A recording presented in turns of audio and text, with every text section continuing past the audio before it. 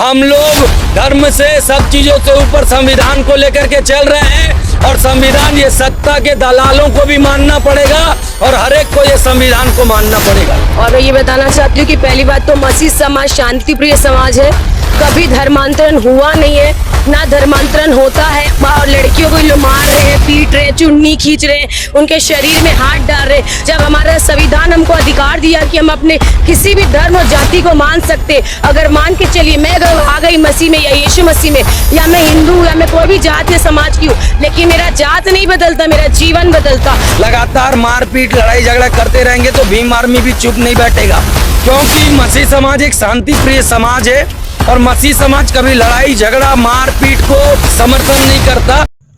समस्त को नमस्कार। ख्रीष्टरे प्रिय भाई एवं भनी माने भीम आर्मी सबु बेले आमर ख्रीस्टियन लोक मान सहित अच्छा।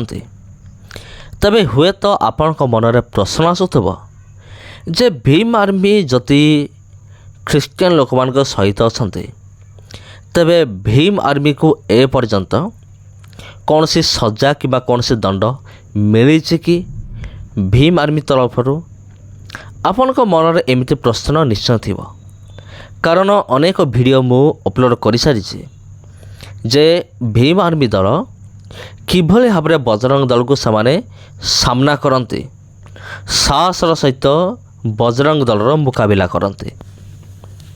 तबे प्रिय बंधुगण, आपण जदि मत प्रश्न पचारे कौन ए पर्यंत भीम आर्मी कौन सी एमती एक्शन नहीं कि जहाँ फल बजरंग दल को सजा मिली दंड मिली, तबे यार उत्तर हो हाँ प्रिय बंधुगण। यहीटा हूँ प्राय अल्प दिन तलर कथा।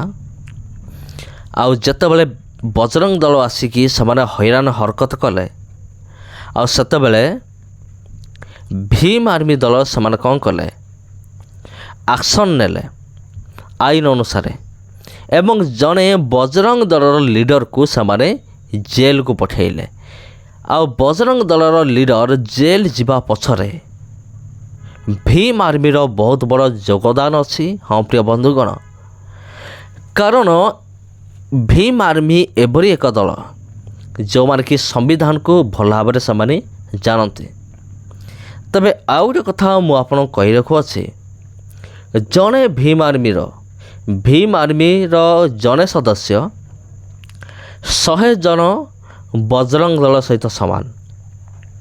एटा बिल्कुल सत अटे। मु कहीं कहूँ भीम आर्मी निजर ताकत जहाँ भी होना कहीं भीम आर्मी सबुठारु बड़ बल हूँ संविधान।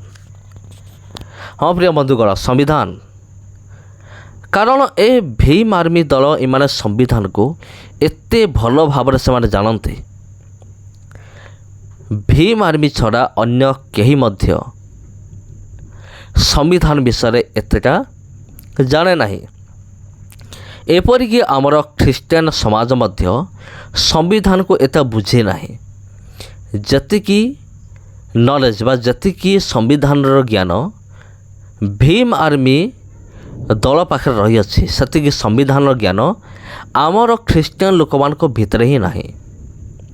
यहीटा हूँ निराट सत कथा। या कहीं काटी पारे नहीं, या कहीं एड़े पारे नहीं। तबे प्रिय बंधुगण, ख्रीष्टरे प्रिय भाई भौणी माने से मु आपको अनुरोध करुच्ची आपण संविधान विषय भल भाव जानिबा निहाती दरकार। आपण जानिबा को इच्छा करिवे कि नहीं कि जानवे कि नहीं सेटा आपण उपर निर्भर रहिला। सेटा हूँ आपणकर स्वाधीन, आपण इच्छा। किंतु गोटे कथा मु कहि रखुछि, जदि आपण संविधान को जदि जानिगले भल भाव तेबे आपण मध्य भीम आर्मी परी विरोधी मानकर बैंड बजाई पारिबे। आईन कानून अनुसार हिंसा करिक नुहे, बरं आईन कानून जरिया रे आपण विरोधी मानकर बैंड निश्चय बजाई पारिबे। आ तबे आउ गोटे विषय मुझे कहि रखुअछि, जदि आपणकर आखपाखरे कौन से भीम आर्मी दल अछंती तबे आपण टिके जोगाजोग करंतु। आपणक सामनारे आपणकर सहर रे बा ग्राम रे कि आपणक जिले रे जदि कौन से भीम आर्मी दल थांती ତାଙ୍କ ସହିତ ଆପଣ ନିହାତି ସମ୍ପର୍କ ରଖନ୍ତୁ ପ୍ରିୟ ବନ୍ଧୁଗଣ। ଏଇଟା ଆପଣଙ୍କ ନିମନ୍ତେ ଗୋଟେ ପ୍ଲସ୍ ପଏଣ୍ଟ ହେବ। ତା ସହିତ ପ୍ରଭୁ ଯୀଶୁଙ୍କ ଉପରେ ମଧ୍ୟ ଆପଣ ଭରସା ରଖନ୍ତୁ। ତେବେ ପ୍ରିୟ ବନ୍ଧୁଗଣ, ସମସ୍ତଙ୍କୁ ପ୍ରଭୁ ଯୀଶୁଙ୍କର ମଧୁମୟ ନାମରେ ମୋର ଆନ୍ତରିକ ନମସ୍କାର। ତେଣୁ ଲାଷ୍ଟରେ ଆଉ ଥରେ ମୁଁ ଧନ୍ୟବାଦ ଦେବି ଭୀମ ଆର୍ମିକୁ, ଯେହେତୁ ସେମାନେ ଏପର୍ଯ୍ୟନ୍ତ ଆମ ସହିତ ସହଯୋଗ କରି ଆସିଛନ୍ତି। ସମସ୍ତଙ୍କୁ ନମସ୍କାର। ଖ୍ରୀଷ୍ଟରେ ପ୍ରିୟ ଭାଇ ଭଉଣୀମାନେ, ଆପଣମାନଙ୍କ ପ୍ରତ୍ୟେକଙ୍କୁ ପ୍ରଭୁ ଯୀଶୁଖ୍ରୀଷ୍ଟଙ୍କର ମଧୁମୟ ନାମରେ ମୋର ଆନ୍ତରିକ ନମସ୍କାର। ଆଉ ଆଜି ପାଇଁ ଏତିକି। ପୁଣି ଭେଟ ହେବା ଆପଣଙ୍କ ସହିତ ଆଉ ଗୋଟେ ଭିଡ଼ିଓର ଆଉ ଗୋଟେ ଅଧ୍ୟାୟରେ। ଯଦି এই ଭିଡ଼ିଓ ଆପଣଙ୍କୁ ଭଲ ଲାଗିଥାଏ ଭିଡ଼ିଓକୁ ସେୟାର କରନ୍ତୁ। ଯଦି ଚ୍ୟାନେଲକୁ ପ୍ରଥମ ଥର ପାଇଁ ଆସିଛନ୍ତି ଚ୍ୟାନେଲକୁ सब्सक्राइब करंतु। धन्यवाद। और मैं बताना चाहता हूं कि बीते कुछ सालों से लगातार मसीह समाज के लोगों को बजरंग दल विश्व हिंदू परिषद के द्वारा लगातार मारा पीटा जा रहा है और निराधार धर्मांतरण का आरोप लगा करके घर में घुस के बहू बेटी को छेड़ रहे हैं, मार रहे हैं, पीट रहे हैं और लगातार मसीह समाज इसके खिलाफ आंदोलन करते आ रहा है और लेटर भी दे रहे हैं। लेकिन पुलिस प्रशासन और ये जो सत्ता के लोग जो कुर्सी पर बैठे हुए हैं अपने कानों में कॉटन और आंखों में रुई डाल के पट्टी बांध के बैठे हुए हैं और लगातार इनके ये जो हिंसा, मारपीट, लड़ाई झगड़ा करने के कारण हम लोग लेटर पत्र देने के लिए कल ज्ञापन सौंपने एसपी साहब के पास आए थे। एसपी साहब नहीं रहने के कारण उनके ऑफिस में हम लोगों ने वो लेटर को छोड़ा, ज्ञापन दिया जिसमें हमने चेतावनी भी दी कि भीम आर्मी के लोग, यदि ये लोग इस प्रकार से कानून को हाथ में लेकर बजरंग दल के लोग लगातार मारपीट, लड़ाई झगड़ा करते रहेंगे तो भीम आर्मी भी चुप नहीं बैठेगा, क्योंकि मसीह समाज एक शांति प्रिय समाज है और मसीह समाज कभी लड़ाई झगड़ा, मारपीट को समर्थन नहीं करता। और हम देखते हैं कि ये बजरंग दल के लोग घरों में घुस घुस के लगातार मारपीट कर रहे हैं। जब भीम आर्मी एक्टिव होकर के इन चीजों का जांच पड़ताल करके आगे आया और ज्ञापन सौंपा, कल उसके 1 घंटे के बाद में आप देखेंगे कि खमतराई थाना में हमारे कुछ पास्टर लोगों को मसीह समाज के मारपीट के वहां बैठाया गया, वहां से छुड़वा करके आए, फिर आज न्यू राजेंद्र नगर थाने में बैठाया गया।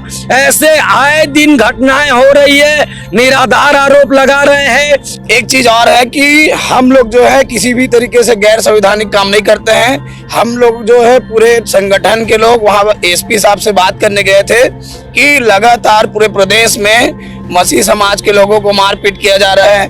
अभी एक दिन पहले, आज से 1 दिन पहले हम लोग ज्ञापन देकर आए थे कि शांतिपूर्ण तरीके से प्रदेश को चलाइए, जिले को चलाइए। इस मसीह समाज के साथ आए दिन कहीं ना कहीं मारपीट हो रहा है। आप लोग लॉ एंड ऑर्डर को क्यों नहीं संभाल पा रहे हैं? ऐसा ना हो कि भीम आर्मी जब संविधान को अगर बगल में रखेगी तो हो सकता है लॉ एंड ऑर्डर आप संभाल ना पाओ। हमें लगातार मसीह समाज के साथ पूरे प्रदेश में अन्याय, अत्याचार, मारपीट, छेड़छाड़ ऐसा घटनाओं की जानकारी मिल रही है और ये जो बजरंग दल के लोग हैं, विश्व हिंदू परिषद के लोग हैं, इन लोगों को साफ तरीके से सत्ता का, भारतीय जनता पार्टी का संरक्षण है। और जहां तक मुझे लगता है कि प्रशासन भी जो है सत्ता के दबाव में काम कर रही है और कायर तो कायर की तरह हमारे भीम आर्मी के कार्यकर्ताओं को जेल भेजने का काम कर रही थी। ये तो हमारा ताकत है, हमारा संगठन मजबूत है कि इन लोगों की इतनी मजाल नहीं हुई कि हम लोग को जेल भेज पाए।